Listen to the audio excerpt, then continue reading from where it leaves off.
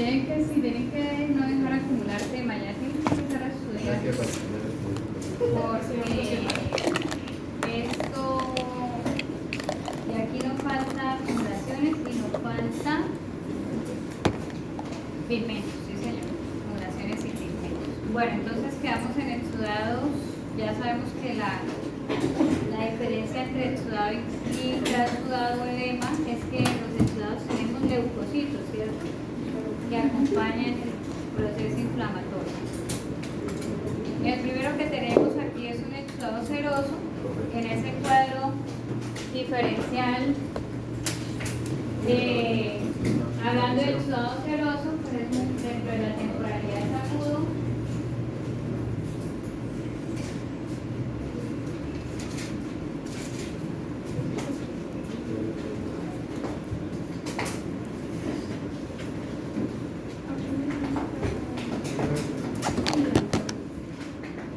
Si hablamos de temporalidad, tenemos procesos inflamatorios, ¿cierto?, asociados a ¿qué? Virus. Este ejemplo de las vesículas tiene que ver con procesos virales. ¿Cuáles virus? Aftovirus del virus de fiebre aftosa, vesiculavirus del virus de estomatitis vesicular. Tenemos diarrea viral bovina, pestivirus, ¿cierto?, que me hace también lesiones de estomatitis, y todos esos procesos virales.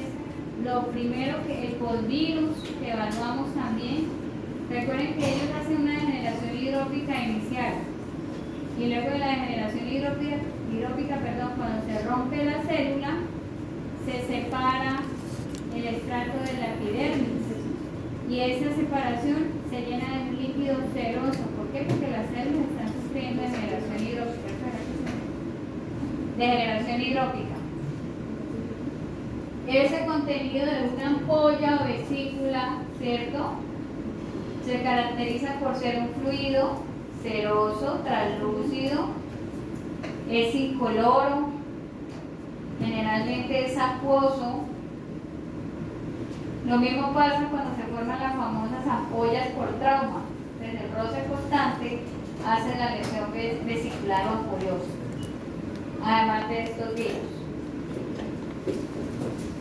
¿En qué otros eventos yo puedo tener un exudado seroso? Si no es con etiología viral. ¿Qué contraste? ¿Qué otras etiologías pueden generar este exudado seroso?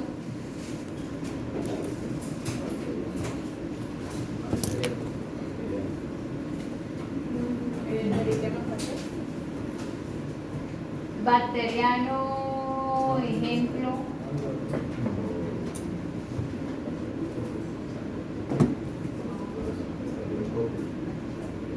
Pero el exudado aquí sería, con extracto, sería translúcido, brillante, incoloro. No, sería curativo o sedativo. ¿Cuál tienes, hijito? Había actividad. ¿Cuál diferencia?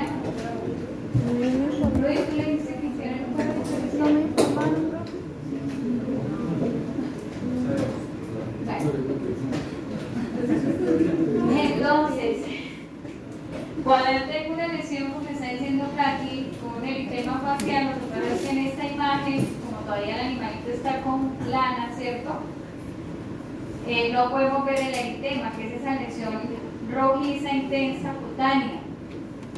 Este es un estigma o un eritema facial.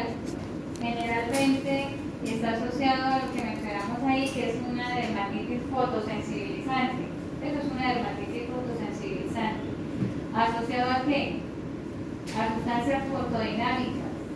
Entonces, el animalito ingiere la sustancia fotodinámica, la forma más común, o hay un evento hepático, una hepatitis asociada, y no permite que se eliminen los metabolitos de la clorofila, y esas sustancias se me activan fácilmente con los rayos UV. ¿Qué pasa con la sustancia fotodinámica? Entonces ella entra en circulación, viene por vasos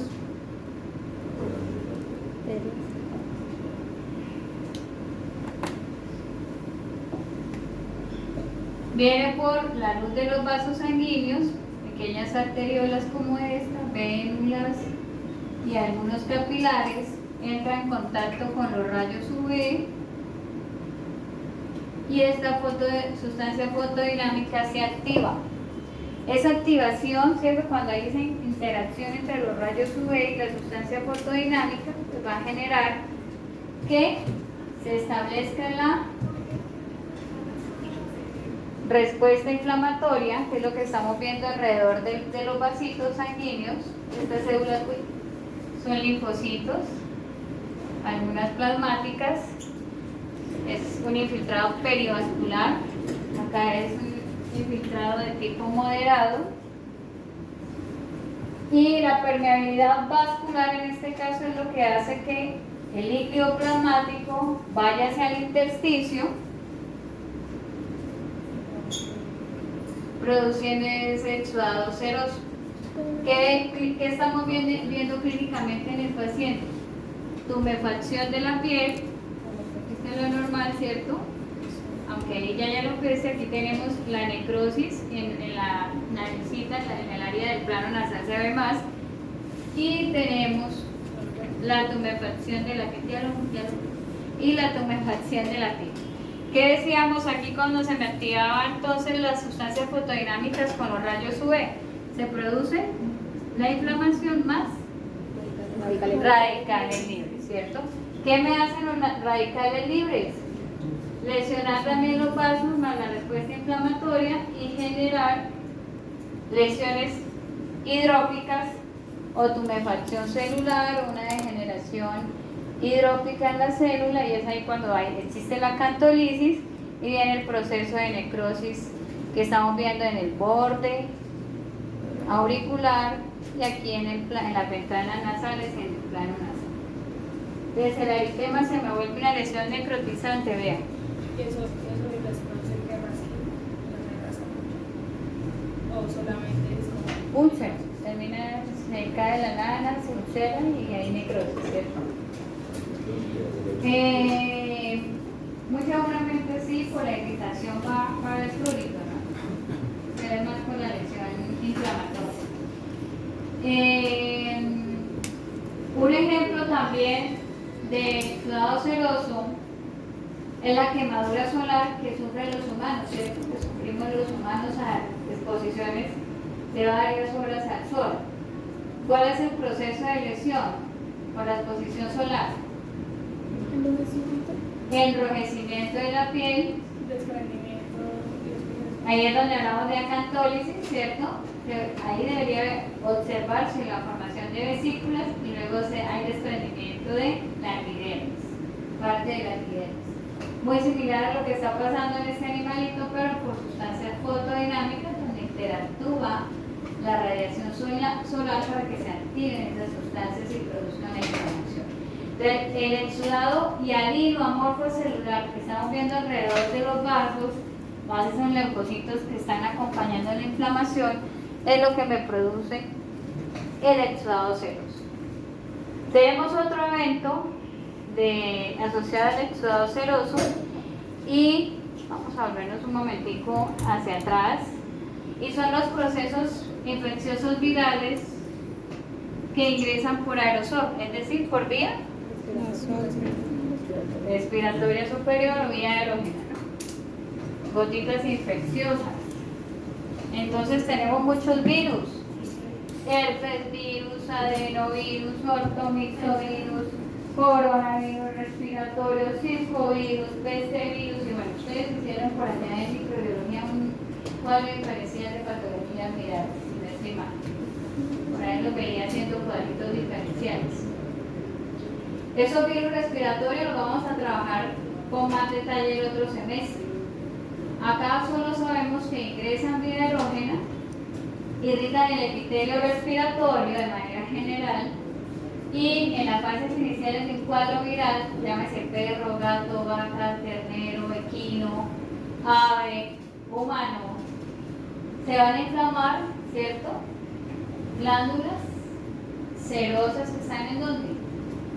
En la submucosa, ¿cierto? Es el tejido respiratorio. Cuando existe la respuesta inflamatoria, generalmente el linfoplasmocitario por esos virus, se irritan esas glándulas y el primer exudado que tenemos en esas fases virales respiratorias es un fluido seroso nasal. ¿Les ha pasado? Es que tengo como gripa y dolor. Pero eso es la irritación que está haciendo el agente infeccioso, ¿cierto? Bueno, ahí tenemos otro ejemplo de exudado seroso. Nuestro segundo exudado fibrinoso. Y lo vamos a diferenciar de fibrosis. No pueden confundir exudado fibrinoso con fibrosis. ¿Por qué? La respuesta asociada a fibroblastos con material intersticial colágeno es un proceso cicatrizante. Y está acompañado de un evento con respecto a la temporalidad saherí crónico, ¿cierto? Crónico. Es crónico el proceso. Diferente, esto es reparativo, cuando yo hablo de fibrinoso es inflamatorio. ¿Listo? Vamos entonces a revisar el exudado fibrinoso. Ya lo trabajamos también, hablábamos de un color blanquecino que tiene aspecto de un material fibrilar sobre cerosas, como lo estamos viendo acá en la pleura pulmonar, y que varía de color a un amarillo intenso dependiendo del tipo de leucocito y la cantidad de proteína plasmática que se esté extravasando del lecho vascular. Este exudado fibrinoso se forma porque tenemos extravasación de una proteína que se llama fibrina. ¿En dónde se sintetiza la fibrina? En el hígado, ¿cierto? El hígado es quien me ayuda a sintetizar fibrina. ¿Para qué sirve la fibrina?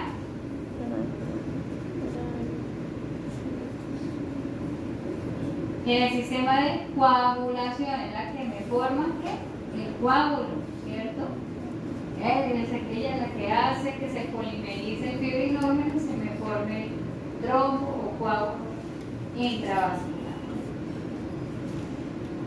Pero cuando yo tengo una endotoxemia, una bacteremia, ¿cierto? Y esas toxinas o esas bacterias directamente, o un proceso inflamatorio sistémico, por ejemplo viral, si hablamos de aquellas patologías que me producen vasculitis,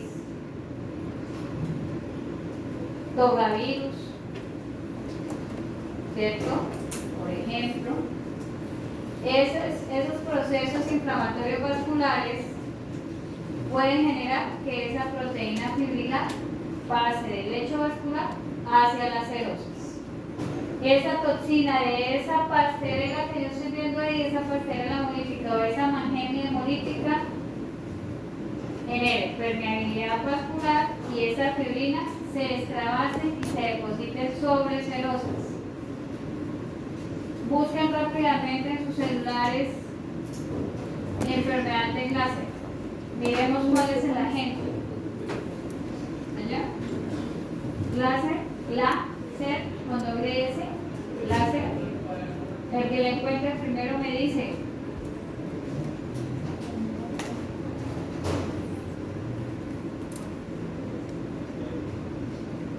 ¿Listo? Vamos a ir ¿qué contras? Es una enfermedad conocida como enfermedad aemóvil. Es causada por la bacteria Klebsiella La cerela aemóvil para Swiss.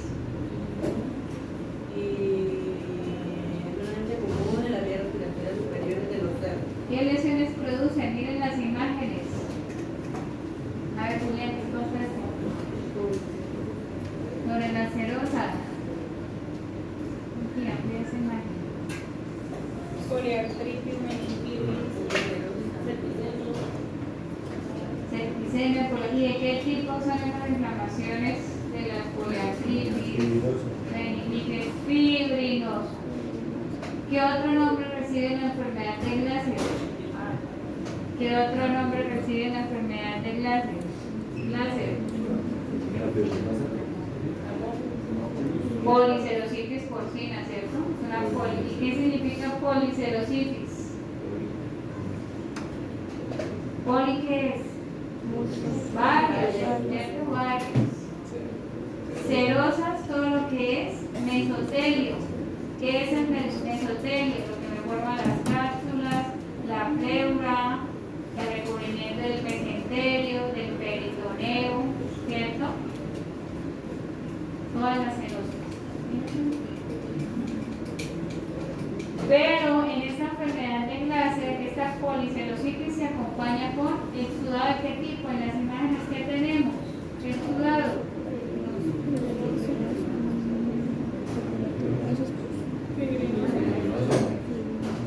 También cerosa.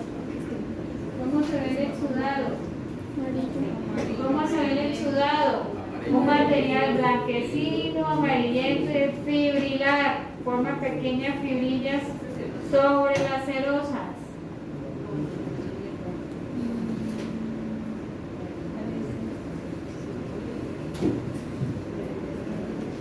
Me deben mirar que sí se formen como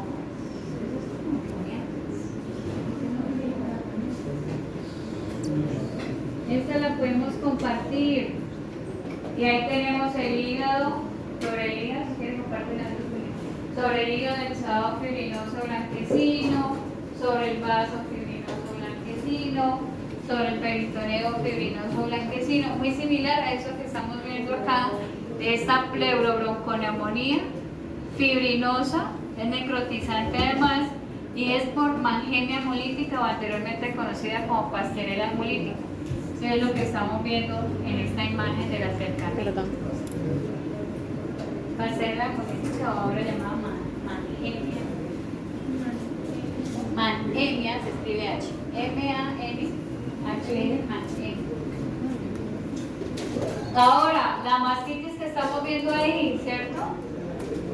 Un corte sagital de glándula mamaria, disciplinaria intraubina, y tenemos el exudado fibrinoso, base de amarillento también. Recuerden que entre más leucocitos, neutrófilos tengamos,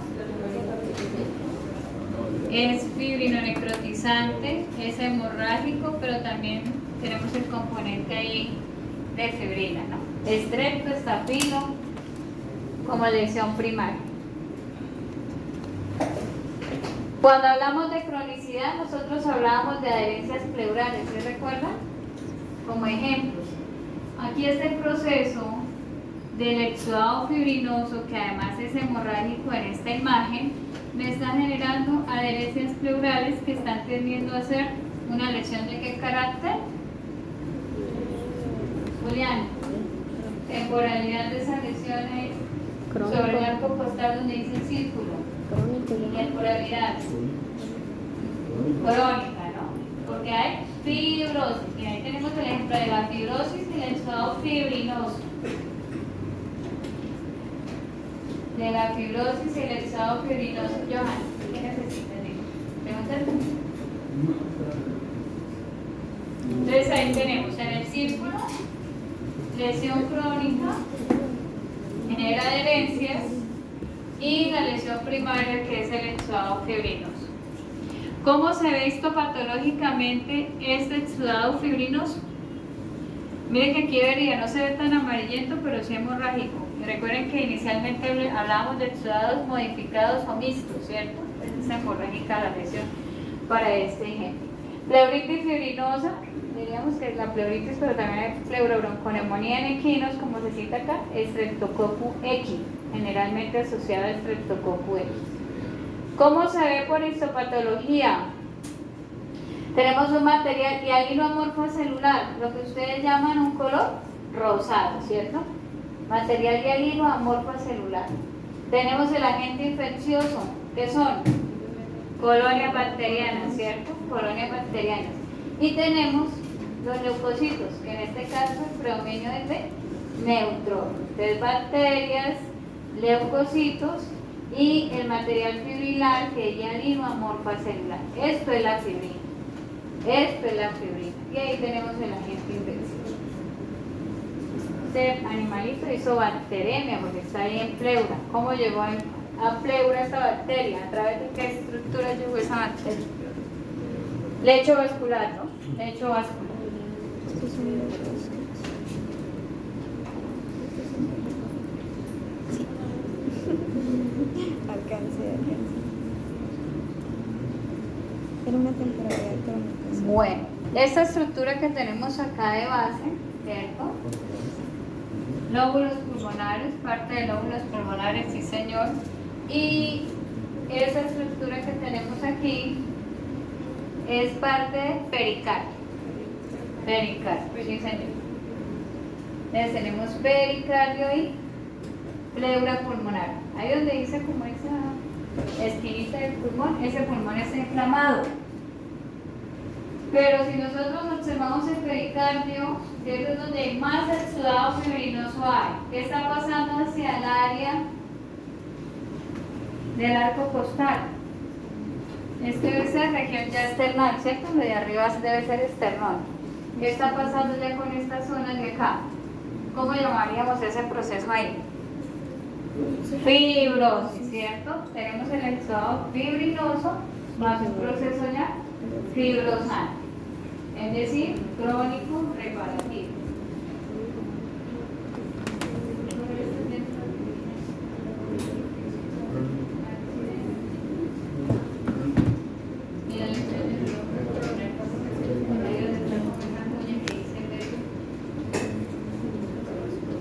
Morado, ¿no? Las áreas moradas del área pulmonar en bajo relieve son áreas de neumonía y de inflamación.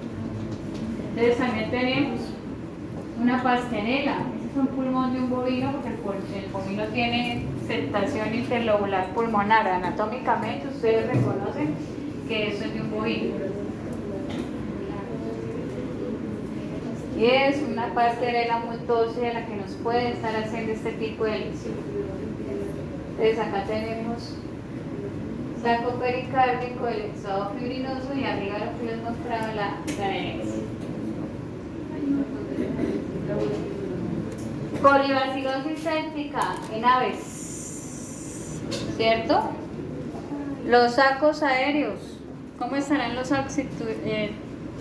El ave está completa, ¿de qué color estarían los sacos aéreos en esta sala? Todos son de corazones de ave. ¿Cómo estarían los sacos aéreos? Opacos, ¿no? Opacos y también con ese material fibrilar. Tenemos una lesión leve, tenemos lesiones moderadas y tenemos lesiones severas de este exudado fibrinoso. Material sobre epicardio. Yo creo que sí está como en la parte superior. Fibrilar, ¿cierto? Acá nos quedó pericardio, vea tan bonito. Pericardio, epicardio, epicardio. Entonces, por eso el diagnóstico ahí tenemos epicarditis y pericarditis fibrinosa. Epicarditis y pericarditis fibrinosa. E. coli en su proceso pues, de bacteriemicesis está generando toxinas que hacen esa permeabilidad vascular. Y ahí viene entonces la pérdida de proteína plasmática hacia el epicardio, el pericardio y nos hace el exudado de la epicarditis fibrinosa.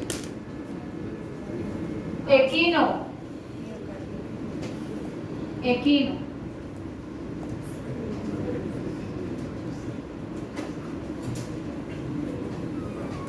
La estructura, la morfología de la silueta cardíaca siempre es cónica.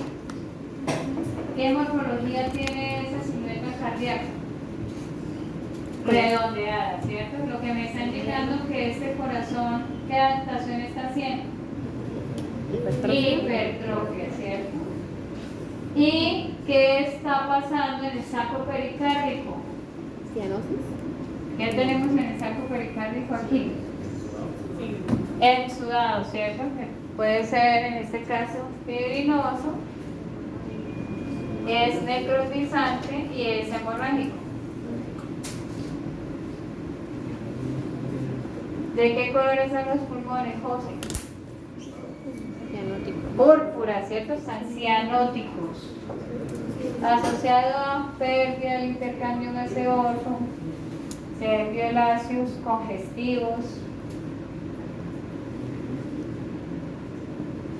por la incapacidad que está sufriendo el corazón debido a esa pericarditis fibrinosa, necrotizante y hemorrágica. ¿Vino Raúl hoy? ¿Sí vino? Listo. Tenemos en el corte de la pared ventricular. ¿Qué tenemos acá?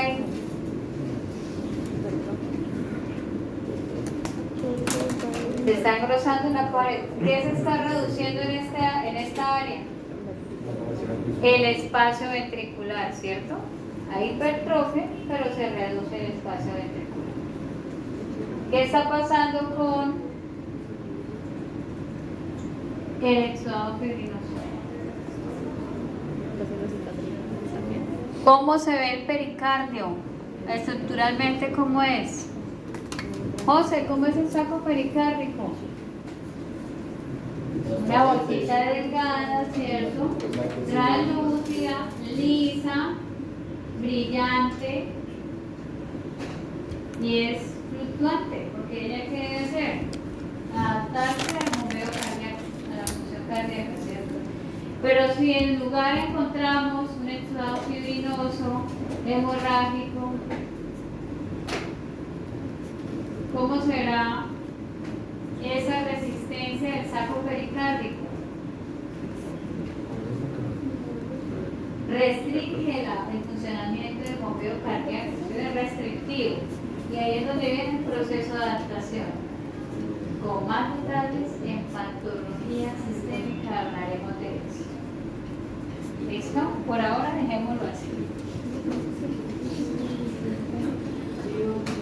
¿Qué pasó, Paulita?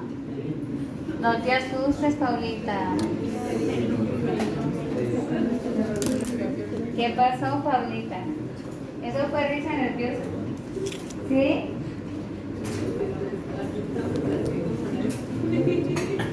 Eso es un... Hay que ver con amor esta materia. Con mucha bien. No sé si la acercan. Vale, se chugado. Que les va a servir de aquí en adelante para la semiología, medicina interna, cirugía se recordarán de Esto parece también. Listo. ¿Dónde tenemos el exudado fibrinoso? A ver, Nicolás, levántate ya.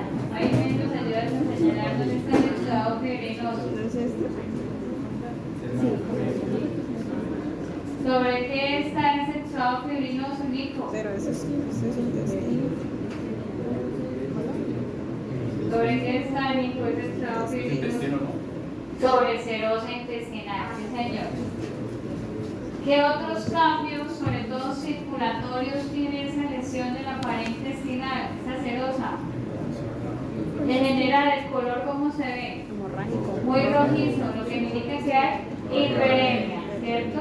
¿Y la hiperemia con qué la estábamos asociando? ¿Ah? Inflamación, ¿cierto? Inflamación. Y ahí casualmente donde Nicolás hizo el círculo, el óvalo más grande, abajito esa lesión que tenemos. Hemorragia, ¿cierto? Necro es una lesión necrótica hemorrágica y en esta área del área intestinal también se ve un área focal extensiva. Ayúdame, Katy. Eso. Muy bien. También es fibrinosa, es necrotizante, es hemorrágica. ¿Cómo diagnosticamos, Nico, esta lesión? Enteritis fibrino. ¿Y por qué? ¿Por el y eso se parece? Agente etiológico. Parvovirus.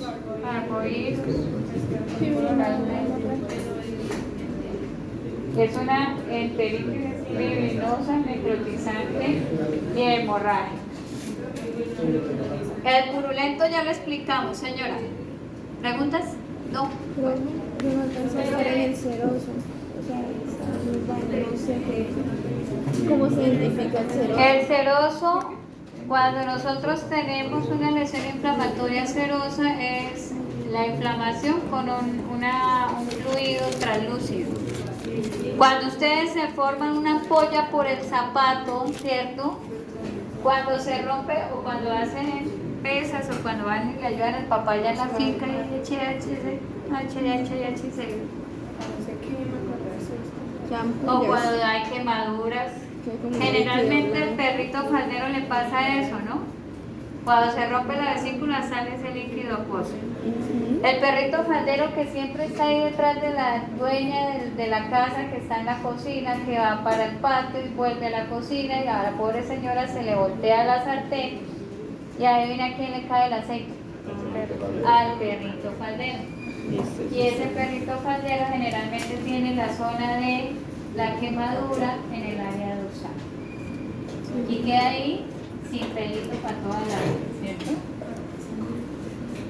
Que ellos siempre están ahí detrás molestando. Este ya lo trabajamos, ¿no, queridos? Exudado supurativo. La pericardite fibrinosa, piocitos, contenido lechoso amarillento, neutrófilos asociados. Habíamos considerado también acá la cerela parasuis o Haemophilus parasuis. Hablábamos del predominio inflamatorio de neutrófilos. Esto lo voy a pasar rápido porque ya lo trabajamos cuando explicamos la lámina del exudado supurativo. Neutrófilos hipersegmentados, ¿cierto? Y los más degeneraditos que ya no parecen neutrófilos, que son los piocitos, ¿cierto? Piocitos. Y la necrosis caseosa, porque recordemos que cualquier tipo de necrosis evoluciona a necrosis de caseificación. La formación de las pústulas, el exudado catarral purulento, decíamos morbillivirus más bordetela, el piómetra por una endometritis, les dije aquí, lesión primaria, una hiperplasia nodular quística endometrial, y aquí tenemos el exudado purulento asociado. Continuamos. Exudado catarral o mucoso. Ahí hicimos un repasito rápido del exudado supurativo. Acá tenemos entonces un exudado mucoso o catarral. Que tú decías que sería como aspecto de poco cabello. Es un aspecto filante, ¿cierto? Generalmente son con polisacáridos. ¿Ese también ya lo explicamos? No. ¿No? Ok.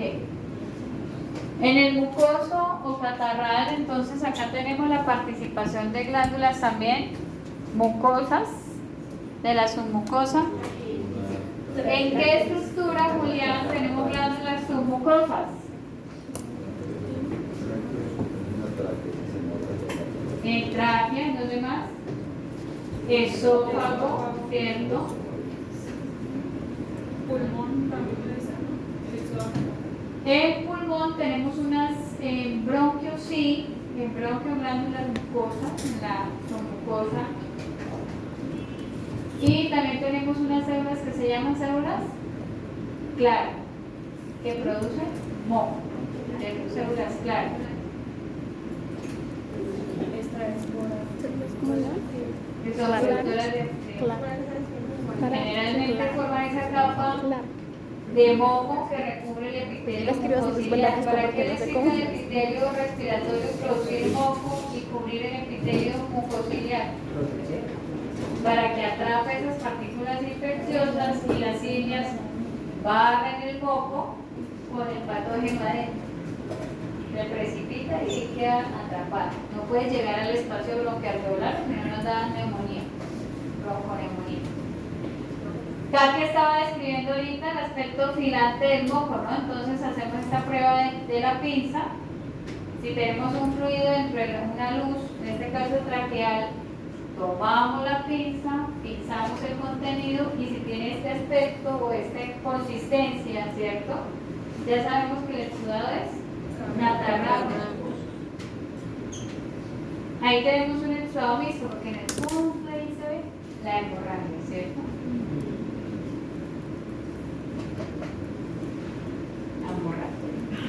Diagnóstico. Traqueolitis. En tráquea. Katy ya nos salió una traqueitis, catarral, hemorrágica mucoide, ¿cierto? Por el meningitis. Herpes virus, adenovirus, ¿cierto? Puede estar asociado. Virales, morbillivirus, de moquillo.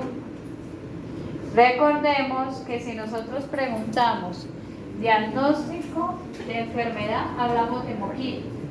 Pero si hablamos de agente etiológico, diagnóstico etiológico, hablamos de morbillivirus. Si hablo de herpesvirus, que es el agente etiológico, ¿cuál sería el diagnóstico de la enfermedad? Traqueitis infecciosa.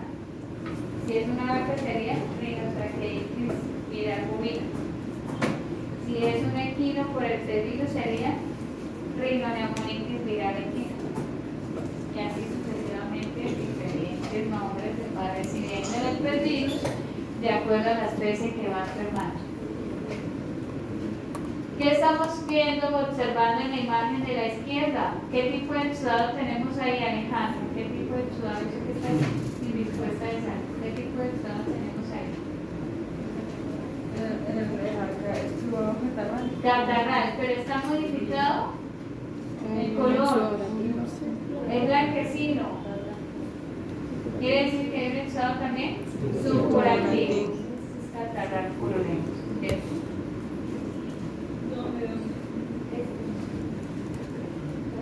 Cuando yo encuentro que la lesión inflamatoria de tráquea continúa y me afecta bronquiolos, macroscópicamente es exudado catarral o mucoide en lóbulos pulmonares, me genera esto que se llama consolidación pulmonar. Miren que es muy diferente el aspecto de un lóbulo pulmonar inflamado a estos que no están inflamados. Anteriormente le llamaban hepatización pulmonar. ¿Por qué? ¿A qué se parece ese lóbulo pulmonar apical? Ahí. Pero ya no utilizamos esa descripción, hablamos de consolidación pulmonar. Si yo continúo, como la imagen anterior, abriendo tráquea, entro por el árbol bronquial, pues voy a encontrar la continuidad de ese exudado catarral o mucoide. ¿Listo?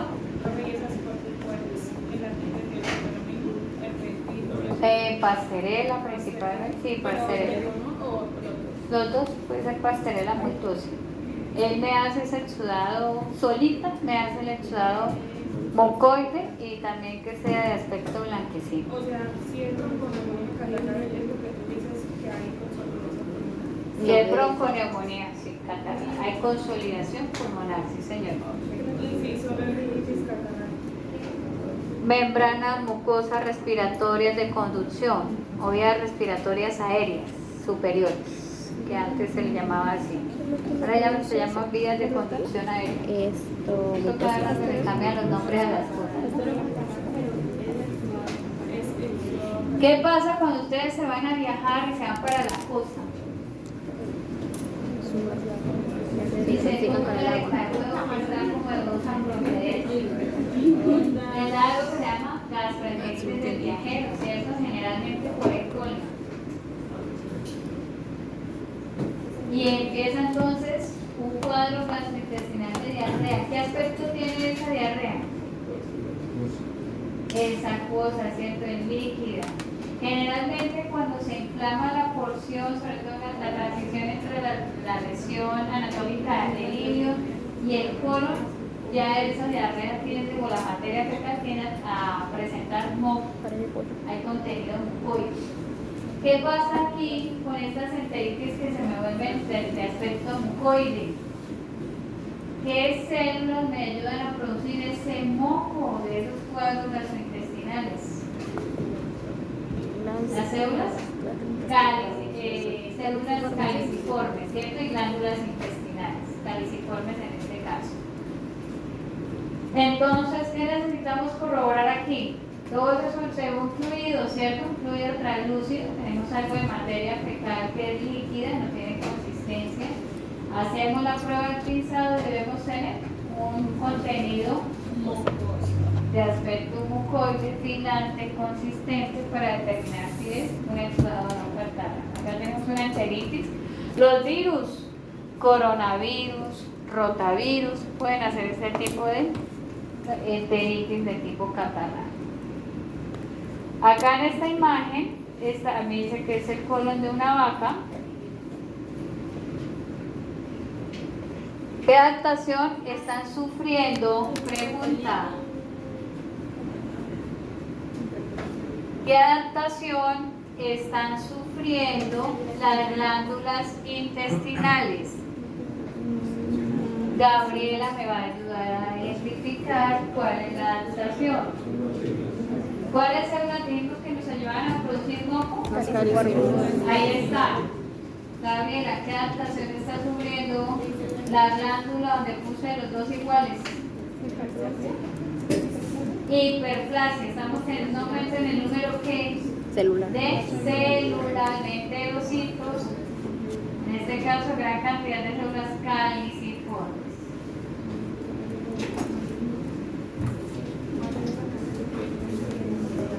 Daisy, en el espacio intersticial, Daisy.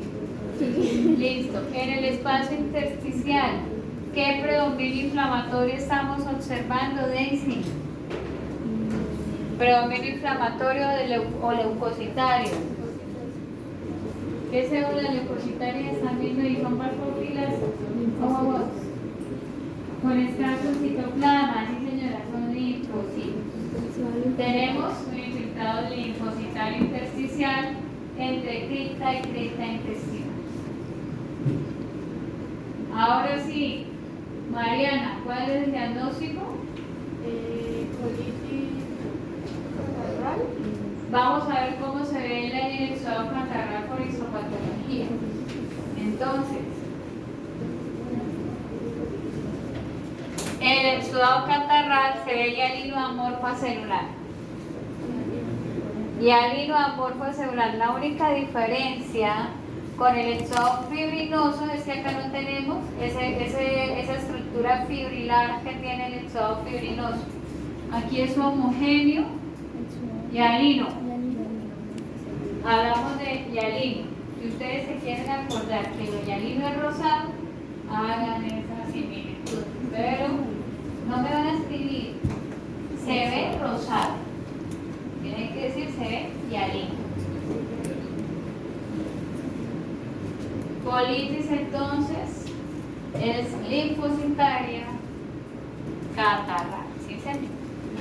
Pero con una Vámonos al macroscópico. Pero esto no es colon. Seguimos en baja. Abomazo. ¿Qué tiene ese abomazo? Jenny, ya tenemos ahí en el abomazo.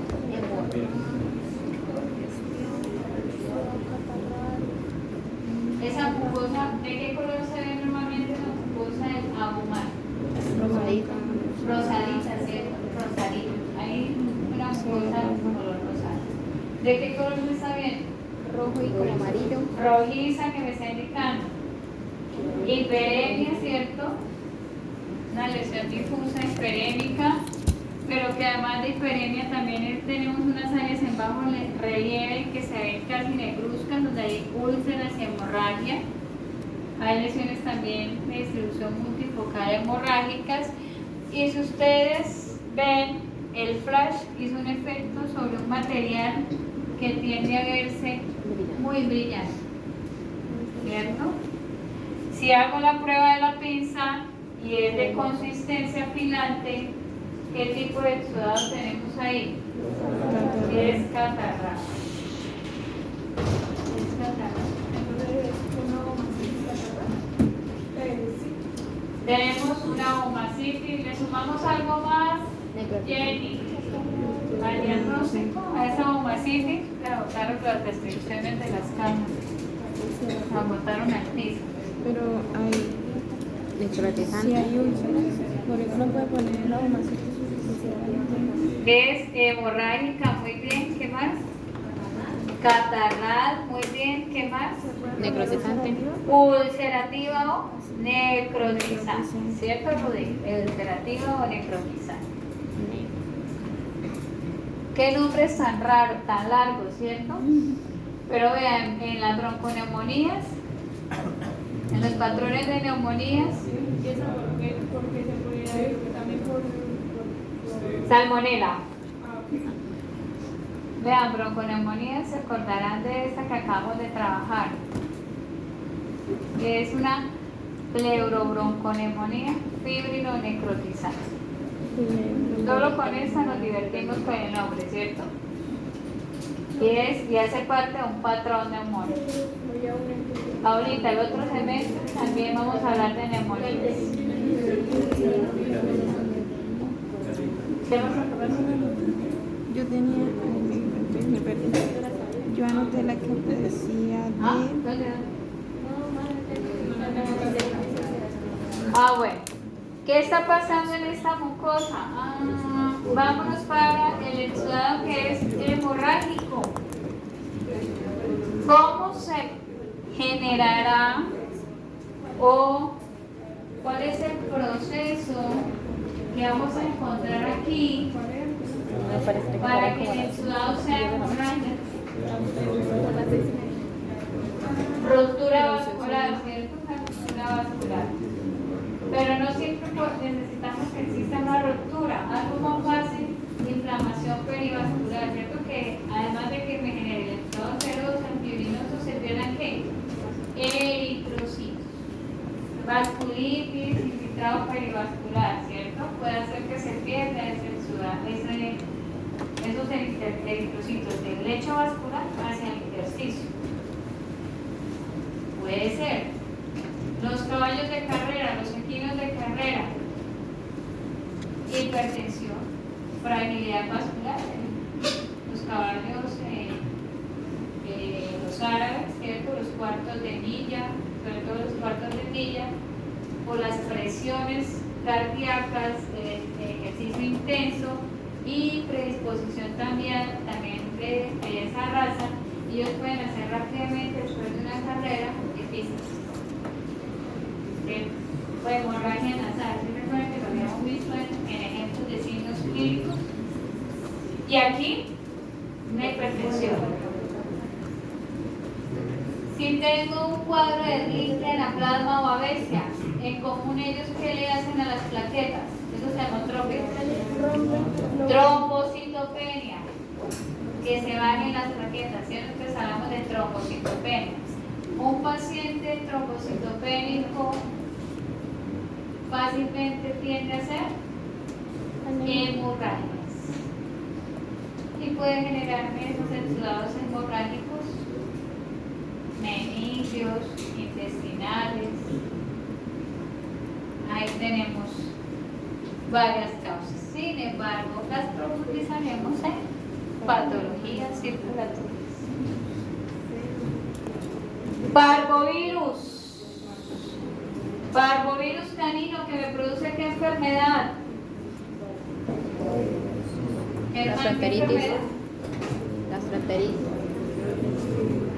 Parvovirosis. Y generalmente dicen, lo típico de la parvovirosis es esa melena con olor a cobre, ¿cierto? Como a hierro. Dices que huele mucho a hierro. ¿Qué hace el parvovirus? ¿Cómo es su mecanismo de acción? Eso es lo que ustedes no lo tienen claro. ¿Qué hace el parvovirus? Llega a hacer replicación en células de alta tasa mitótica, tiene afinidad por linfocitos, hay agregado linfoides y puede generar también inmunosupresión, ¿no? Si hablamos aquí de agregado linfoides de la mucosa intestinal, es decir, del mal, lesiona placas de Pelle. Si me hacen necrosis o linfocitolisis, ¿ustedes recuerdan que la misma de patología? ¿Cómo que no? La vimos cuando vimos las plenitis necrotizantes. Yo pensé que me estaban diciendo que no la hemos visto.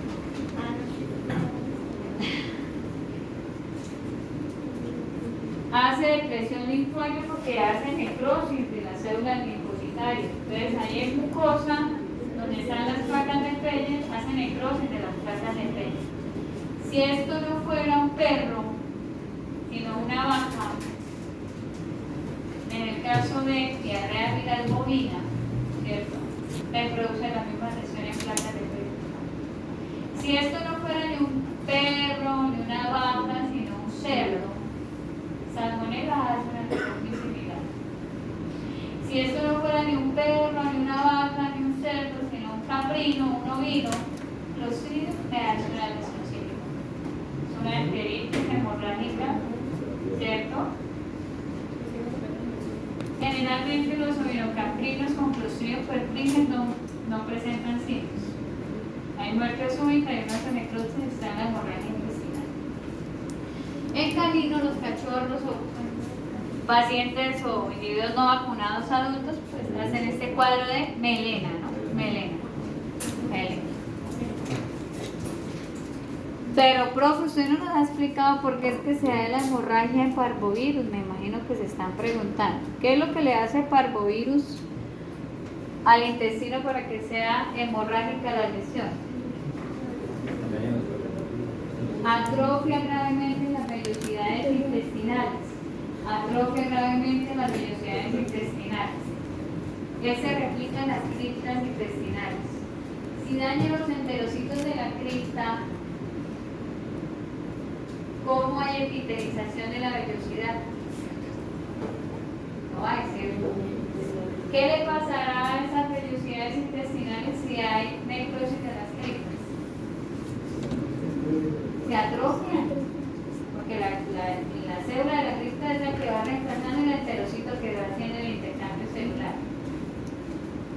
Cuando llega esa necrosis severa de la cripta, a nivel del intersticio de la mucosa que tenemos, histológicamente hablando, en cada vellosidad, en el intersticio, en la mitad, ¿qué tenemos de la vellosidad?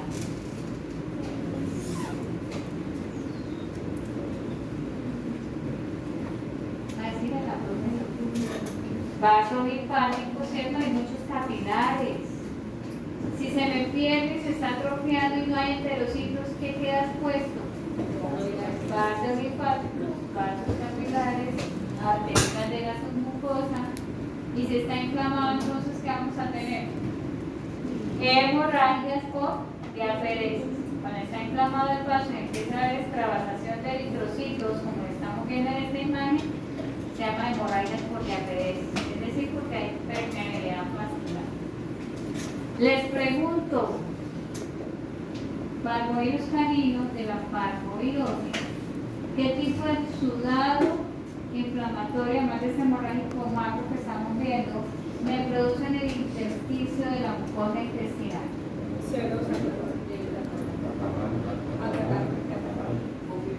Sí, puede haber catarata, pero aquí en el intersticio, leucocito, el predomina, leucocito, el viral. No, ¿Circulativo? exudado leucocitario, ¿qué célula predomina? Linfocito, célula, leucocito o célula, ¿cierto? Linfocito. Es virus, recordemos que ellos estimulan una respuesta linfocitaria. Entonces, una enteritis linfocitaria, hemorrágica, ulcerativa. Linfocitaria. ¿Eso no puede causar por acá celos? Parvo no. No sé por qué cosa no. Moquillo sí. Se recuerdan que moquillo sí tiene forma respiratoria, digestiva y neurológica.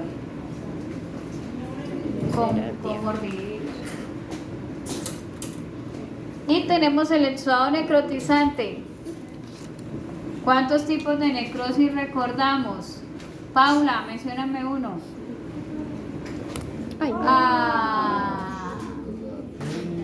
Paula, mencióname uno. No les digo que salgan a descanso porque se mojan. Tipos de necrosis: licuefactiva, gaseosa, de coagulación, de Senker, de licuefacción, gaseosa. Ya la mencioné. Entonces aquí me dice que es necrotizante. Entonces, cualquiera de esos tipos de necrosis tisular que ya vimos. ¿Se apagó el aire? Cualquiera de esos tipos de necrosis tisular o cambios irreversibles. Ahí en el PDF que ustedes tienen, ¿cierto? En el repaso viene una foto de intestino. Las dos superiores son los cortes de intestino delgado, la inferior es de colon. Voy a tenerle paciencia al equipo porque se cerró abruptamente. Ahí en esas imágenes, entonces, miren el color de la mucosa. Si quieres compartir un poco para que todos sepan que estamos hablando de lo mismo. ¿Profesor? Alguien que la comparta ahí al grupo. ¿Ya la pudiste compartir? ¿Alguien la comparte al grupo? ¿Listo? Entonces, el color de la base de la mucosa, ¿de qué color se ve, Gabriela? Tú lo tienes allá a la manito.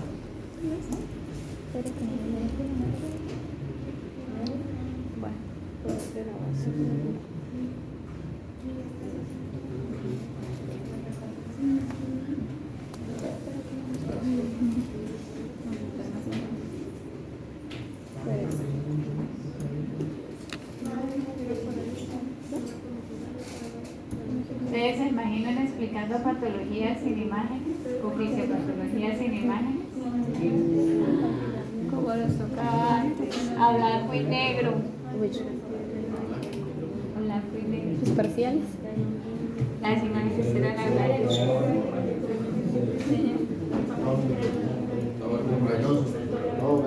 La patología de animales domésticos de Kennedy son 3 tomos. Son 3 tomitos de la patología de animales domésticos. Y esos hablan primero. De Kennedy se llama. El tomo 1 creo que es piel, hueso y músculo. Ahí vamos.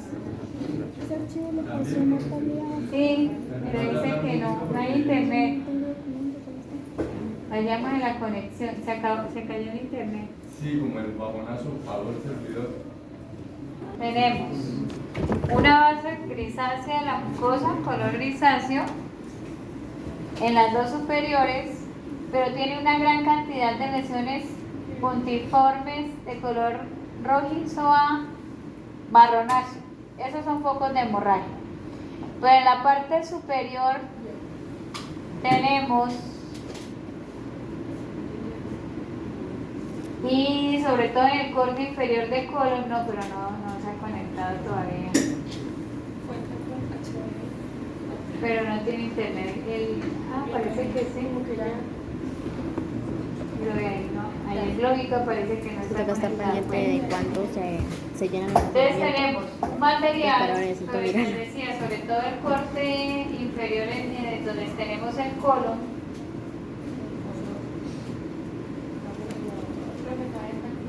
Bueno, en esta parte del colon donde se ve todo ese material blanquecino, en la parte superior de esa película de tejido fibrinoso que tenemos en el corte superior del intestino delgado, eso es fibrina.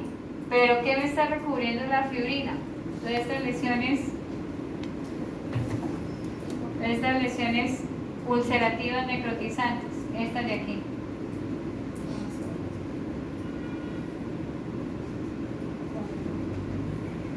Un ejemplo, eso se llaman pseudomembranas, que es el suado fibrinoso recubriendo lesiones necrotizantes hemorrágicas. Tipo de necrosis que tenemos acá de coagulación. Es hemorrágica también, el suado que acompaña, más fibrina. Y se llaman pseudomembranas.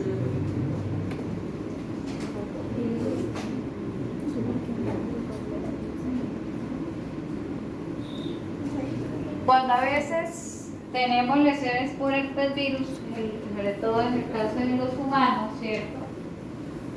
El pervirus en las mucosas labiales, dinos. Clostridium perfringens. Clostridium perfringens. Yo les había dicho hoy que estudiaran, ¿cierto? El sudado tampoco. Dios mío, una cosa de la comunicación de este grupo. Está caída la señal igual que este computador. Listo.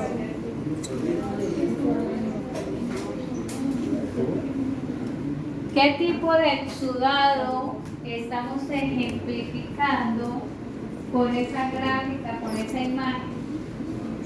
Miren bien.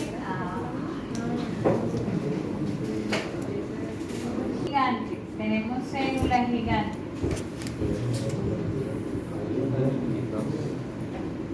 Estamos en internet.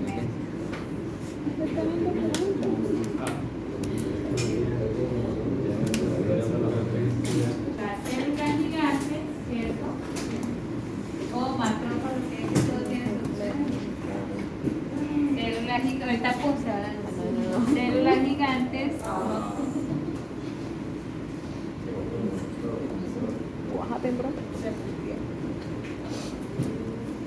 Células epitelioides o macrófagos activos y tenemos linfocitos. Entonces tenemos un granuloma. ¿En qué tipo de necrosis tenemos los granulomas? No, ¿cuál? Nosotros tenemos necrosis granulomatosa. ¿Dónde sacaron eso? Gaseosa. Gaseosa. Ahora están inventando nuevas necrosis. En esos dos ejemplos, ya les acerco la imagen, entonces tenemos mucosa intestinal y esta otra lesión es un nódulo también granulomatoso, pero no sé si esto es en piel. No dice, muy seguramente piel, generalmente este coccidioides es de piel, pulmón o de masa encefálica, pero esto debe ser de piel por el tejido conectivo que tiene. Entonces, en el caso del Mycobacterium paratuberculoso, que me produce la enfermedad de Jones en rumiantes, tenemos entonces en la mucosa células binucleadas, células que tienden a hacer multinucleación y predominan las células epitelioides o histocitos activos o macrófagos activos. Entonces acá tenemos un exudado granulomatoso, pero si miramos la lesión no es un exudado organizado, está difuso. Miremos otra imagen similar a esta, me perdonan aquí. Esto ya es una panorámica de lo que les estaba describiendo. En paratuberculosis tenemos una gran cantidad de células gigantes en estas zonas de acá. Células gigantes, predominan los linfocitos también. Tenemos atrofia de la vellosidad o de las vellosidades. Sin embargo, cuando uno mira estas lesiones, uno siempre piensa que los antígenos en este caso el Mycobacterium paratuberculoso va a lesionar el enterocito. No. Él lo que hace es estimular esa respuesta inflamatoria en la submucosa, al enterocito ni lo voltea a mirar. No como el coronavirus, el rotavirus o la salmonela que es intracelular. Esa sí me produce una lesión directa del enterocito. Mycobacterium paratuberculoso no. Él estimula la respuesta mediada por células con la formación del exudado granulomatoso en la mucosa en intersticio. Les pregunto, ¿qué adaptaciones de la cripta intestinal estamos observando en esta mucosa intestinal?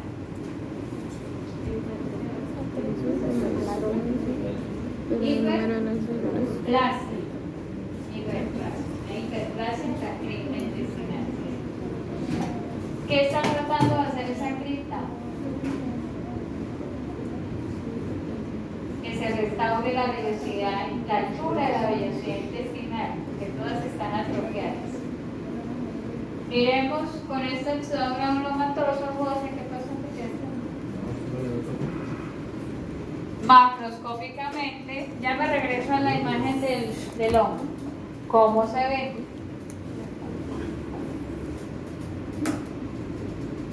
Tenemos un aspecto cerebriforme de la mucosa intestinal. ¿Qué se están formando? Múltiples pliegues de la mucosa. Esta es la mucosa normal, esta es la mucosa con el exudado granulomatoso. ¿Qué es lo que estamos viendo acá? ¿Cierto? Entonces, macroscópicamente tiene este aspecto de mucosa de acordeón, o lo que uno llama de aspecto cerebriforme.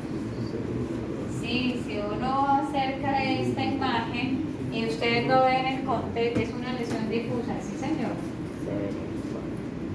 ¿Qué aspecto tiene? ¿Se parece mucho en la ¿Cómo? Por eso tiene ese aspecto cerebriforme. Y el diagnóstico es una enteritis granulomatosa. Es difusa, sí. Hay algo también de moquito, ¿no? Pero la lesión solita del micobaterio tuberculoso, para tuberculoso, perdón, es enteritis granulomatosa. También conocida como la enfermedad de John. Y ahí tenemos el Mycobacterium paratuberculoso. Aquí me está mostrando lesión difusa inflamatoria, donde predominan células gigantes, epitelioides y el aspecto cerebriforme de la mucosa. Generalmente vacas lecheras, posparto, síndrome de vaca caída, no es por hipocalcemia, hacemos necropsia y tenemos la lesión intestinal. Creo que ya no hay más. Listo. Nos vamos a regresar, Sairi, a la imagen B. Entonces tenemos que los agentes micóticos, aquí me están diciendo que es oxidioides, me produce una, miren que la lesión de este granuloma, la distribución lesional es diferente. ¿Qué decíamos en la parte introductoria de los exudados con respecto a las respuestas del sistema inmune? ¿Qué es lo que busca? ¿Cuál es el fin? Destruir agentes, diluirlos o al menos encapsularlos. Algunos agentes, como pasa con el Mycobacterium bovis en pulmón, se forman esos granulomas caseificados. En las lesiones micóticas, generalmente el sistema inmune trata de hacer la fibrosis para limitar la lesión, para que no se propague el hongo hacia otros sitios de la masa encefálica o de la piel. Entonces tenemos el secuestro del agente por un tejido fibroso que generalmente está alrededor de las lesiones, tejido fibroso. Linfocitos, y empezamos a encontrar células gigantes, células epitelioides y el agente encapsulado. Aquí ya destruyeron el agente, ahí ya no tenemos el hongo. En la rinitis, por ejemplo, que vamos a ver de tipo granulomatoso, tenemos varios ejemplos de hongos que generan esos granulomas en la mucosa nasal, en la mucosa de senos, paranasales.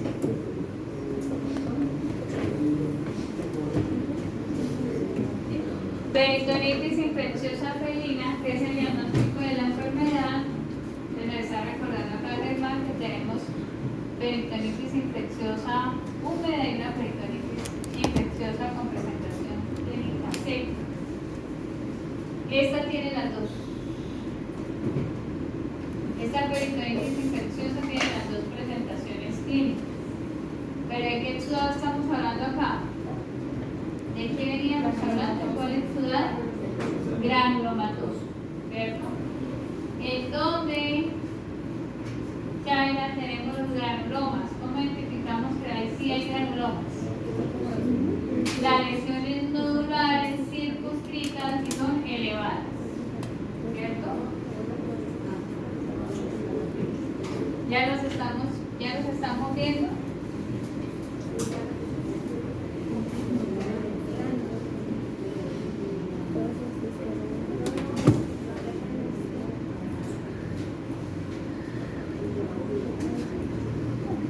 Ahí lo vemos bien. Granulomas. Y ya sabemos que para que se genere un mecanismo de desarrollo de un granuloma es que exista una hipersensibilidad tipo 4, ¿cierto? Donde tenemos macrófagos, linfocitos produciendo interleuquinas que activan esos macrófagos y se forman las células gigantes. Es una reacción de hipersensibilidad tipo 4. Ustedes en su inmunología las trabajaron. Eso me hace el virus. Eso es una conducta típica de un virus, que los virus no hacen ese tipo de reacción, ¿no? Uno espera que un virus se haga o infiltrado linfocitario, o infiltrado plasmocitario, o ambos, linfoplasmocitario. Este virus en particular hace granulomas. Si no fuera un gatito y les digo que es un cerdito, no me hacen exudado granulomatoso en circovirus, pero sí cambia la respuesta inmunológica, porque yo esperaría que un circovirus por sí, el predominio fuera el linfocito, y él cambia histiocito, la respuesta inflamatoria. Son como excepciones a la respuesta viral. Y si les digo que salmonela produce exudado linfoplasmocitario, ¿me creen? Sí, ¿por qué? ¿Qué características tiene la salmonela? Ella es intracelular. Hace una vacuola dentro del enterocito y se replica por fusión binaria y hace la necrosis del enterocito, estimulando una respuesta de tipo mononuclear. Bueno, eso para la formación de los granulomas, ¿cierto? Hipersensibilidad tipo 4 es el desarrollo de estas lesiones por coronavirus felino, que es el agente etiológico de la enfermedad de peritonitis infecciosa felina. ¿Qué otro tipo de exudado, Laura? Estamos viendo el mesenterio. Ahí se ve lechoso, amarillento, ¿cierto? Blanquecino, sobrecerosas. Una capa de nata, una telaraña encima de la cerosa. Ya sabemos que es fibrinoso. ¿Y qué decíamos? ¿Por qué es que se nos forma este exudado fibrinoso?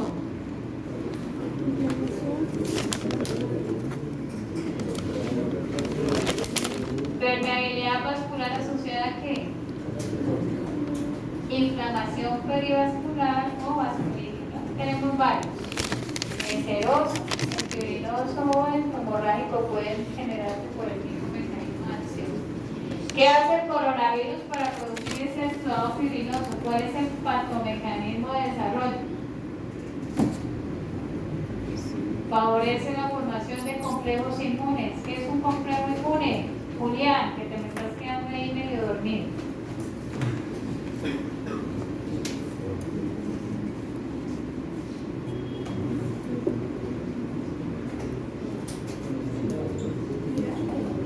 Tenemos, ¿cierto? El coronavirus circulante puede infectar linfocitos o monocitos, llega la inmunoglobulina, oxoniza el virus o el linfocito o macrófago con el virus. Monocito, inmunoglobulina circulan por sangre, buscan un vaso sanguíneo, se le pega a la pared, llega la respuesta inflamatoria y tenemos una vasculitis. La vasculitis produce el exudado fibrinoso. Aquí es donde están los vasos sanguíneos. ¿Sí los ven o no los ven? Aquí, arteriolas, vénulas inflamadas. Tenemos la peritonitis de forma húmeda. El granuloma, como dijo acá Germán, seca. Pero aquí en este caso están las dos presentaciones.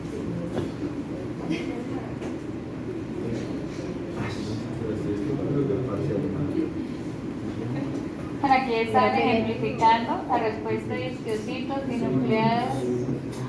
Y acá en este caso, ¿qué pasa cuando ustedes se molestan las uñitas o el perrito se tira brusco de la cama y se rompe una uña? Si no le retiro la uña fracturada, ¿qué les empieza a pasar al perrito? O cuando ustedes dejan fragmentos de uña en la región nuclear. Se encarna. ¿Qué es que se encarne? Cuéntame qué es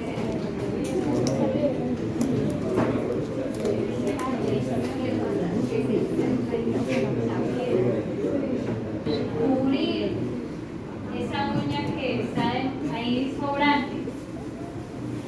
Resulta que alrededor de ese exceso de tejido fibroso que se está formando, ¿cierto?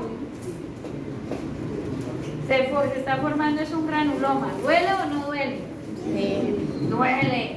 A veces cuando no retiro la uña, al final, ¿a dónde toca ir? Médico. Al médico. Y el médico le dice que tienen que retirar toda la uña, ¿cierto? Resulta que ese fragmento de uña lo que está haciendo es una lesión granulomatosa y se envuelve algo que diagnosticamos como reacción a fuerza extraña. Cuando un rumiante se come una planta con muchas zonas nidificadas que de pronto tenga espinas, ¿cierto? O estructuras, esas estructuras piriformes que tienen la superficie, que algunas veces pueden generar una lesión perforante, la estructura queda dentro de la superficie lingual o en la cara interna del labio y se forma un gránulo. ¿Quién es el cuerpo extraño aquí? La partícula vegetal, ¿cierto? Pasa mucho en las depilaciones, sobre todo en los jóvenes de piel delicada, cuando se rasuran, ¿cierto? Y nos dan foliculitis, y en esa foliculitis se rompe el folículo y se libera el pelo. El pelo nunca es reconocido por el sistema inmune, pero cuando se libera, el sistema inmune dice, esto es algo extraño, y se me forma el granuloma por cuerpo extraño. Siempre llega el diagnóstico del perrito con un nódulo grande, agresivo, no le duele, regularmente de pronto sí le duele, y es una reacción. Es que murió como 3 semanas. Mentiras, como. Hay que retirarlo. Hay que retirarlo porque eso es un granuloma que con tratamiento no tiene solución. Tratamiento farmacológico. Leche, crema para tirar. Acá estamos viendo un ejemplo de granuloma cuerpo extraño que están citando que es en un conejo, y en el centro donde está el círculo grande, ¿qué tenemos aquí? Osquita, ¿qué es este material basófilo sin ninguna forma? Andrés dice calcio, ¿cierto? Andrés está diciendo calcio. ¿Qué tipo de necrosis está generando junto con esta reacción granulomatosa? Necrosis de caseificación. Necrosis caseosa. Y ahí mencionan que es el sistema nervioso central por un cuerpo extraño. Muy seguramente algo hizo embolismo en ese conejo. Creo que los parásitos también pueden generar éxodo granulomatoso. Granulomas parasitarios, sí. Ah, sí, nosotros vemos las migraciones aberrantes de las tres. Sí, sí, sí. Sobre todo cuando están en tejidos que no son, que no es un tropismo regular. Casualmente, hablando de parásitos, sí, pero este granuloma tiene adicional otra célula inflamatoria Son eosinófilos. que son o tienden a tener participación de los eosinófilos. Este es un granuloma eosinofílico ¿Qué ejemplos tenemos de granulomas eosinofílicos? En equinos, ¿qué parásito me hace estas dermatitis granulomatosas con predominio de eosinófilos? Agronema.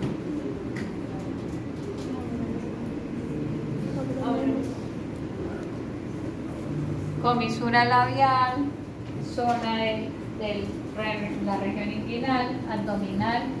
Es persistente la lesión, es exuberante, demasiada fibrosis.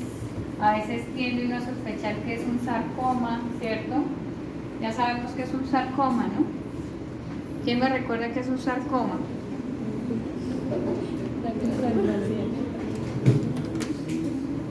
¿Qué es un sarcoma? Maligno, benigno. Sarcoma, benigno, maligno. Maligno, origen celular. Mesenquimal, ¿cierto?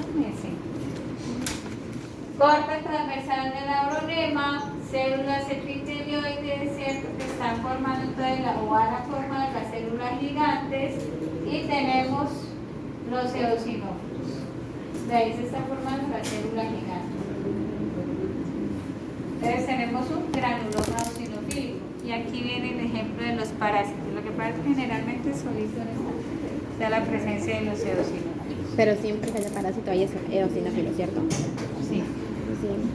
Puede depender, cuando ya está organizado el granuloma se puede fibrosar y solo quedar el granuloma sin los eosinófilos. Gracias, profe. Resulta que estas lesiones que estoy ejemplificando en este cuadrito requieren particularmente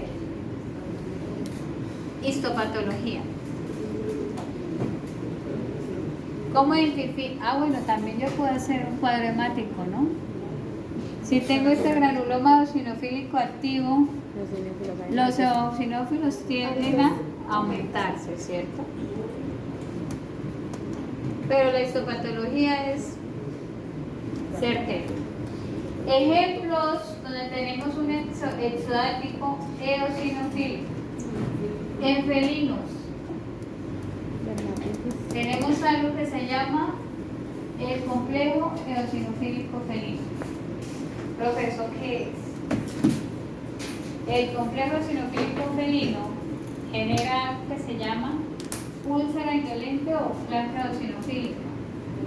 ¿Cuál será la presentación clínica de eso que les acabo de decir? En los labios generalmente los felinos desarrollan una úlcera, ¿cierto? Parecido, pero no lo es. En los labios, generalmente labios superiores, hay una úlcera labial. Esa es la placa eosinofílica. Pero en ese complejo, el felino también puede presentar una lesión nodular elevada en labios o en lengua. Granuloma eosinofílico. ¿Qué tienen en común esas lesiones que tenemos? Eosinófilos de predominio leucocitario en este caso, y es un exudado eosinofílico más el granuloma que acompaña la lesión.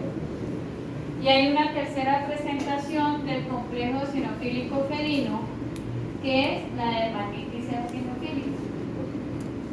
En los felinos ustedes pueden encontrar unas lesiones en placa generales en la región caudal de miembros posteriores, o esas placas en los felinos se forman en la zona abdominal. Son placas generalmente hiperqueratosas y a ellos les genera mucho prurito. Entonces el lamido inflama más la lesión.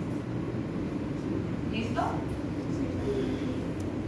Estas presentaciones generalmente cuando son persistentes requieren y muy pruriginosas requieren de diagnóstico de la histopatología para mirar que el predominio si sea eosinófilo, asociado normalmente a picadura por pulgas, ¿cierto? Sobre todo la dermatitis eosinofílica, un individuo atópico. Entonces el dueño, no, es que cada vez que le compro esta arena empieza con una lesión ulcerativa en los labios. Y miremos que tiene ese tiene ácido cítrico, alérgico a la naranja, que trae esa vena. ¿Listo? Es que ese alimento es súper malo. Hay algo en ese alimento que le está haciendo la reacción del granuloma en la lengua del gato. Hay que mirar qué es. En los caninos hay una predisposición racial, pero puede dar en cualquier raza. Tenemos algo que se llama el granuloma eosinofílico. Esta lesión sí es puntual y se encuentra solo en la superficie lingual de los perros. Y es un granuloma eosinofílico. ¿Listo? Tenemos el granuloma parasitario en los equinos, es el granuloma eosinofílico por el agronema. Y preguntaba entonces Nata que si ante presencia de parásitos en cualquier tejido podemos encontrar la respuesta del granuloma, y en este caso diríamos que sí, más el exudado mixto con los eosinófilos. Requerimos histopatología para poder evidenciar la presencia de los eosinófilos.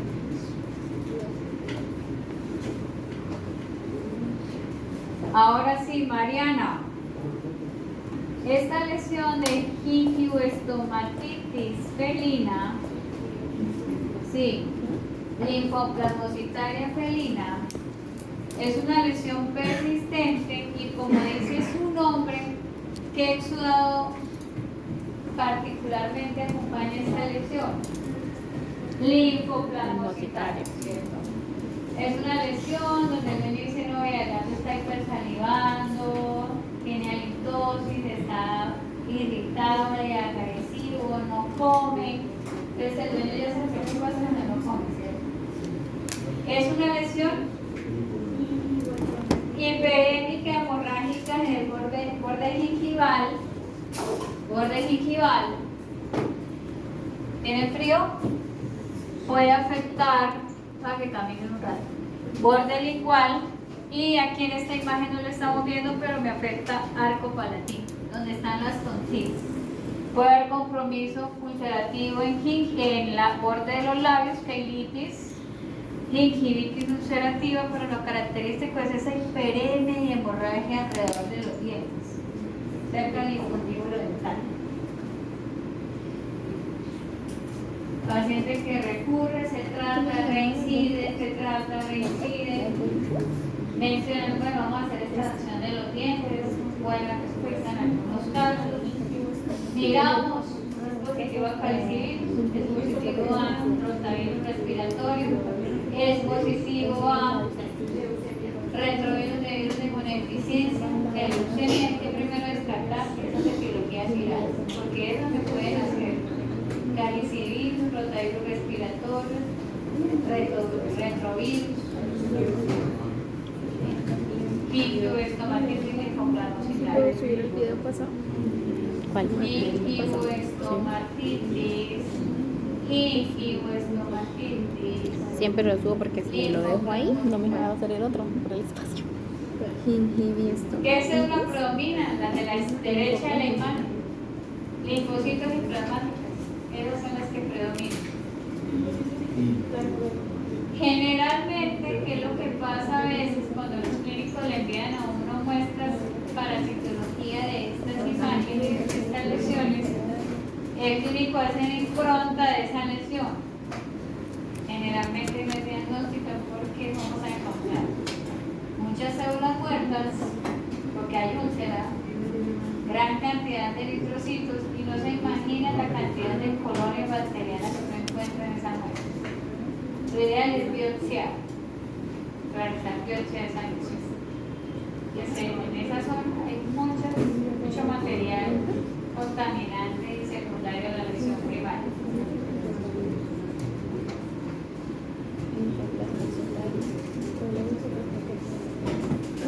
Listo. Vamos con nuestra primera actividad. ¿Quieren descansar 5 minutos o seguimos?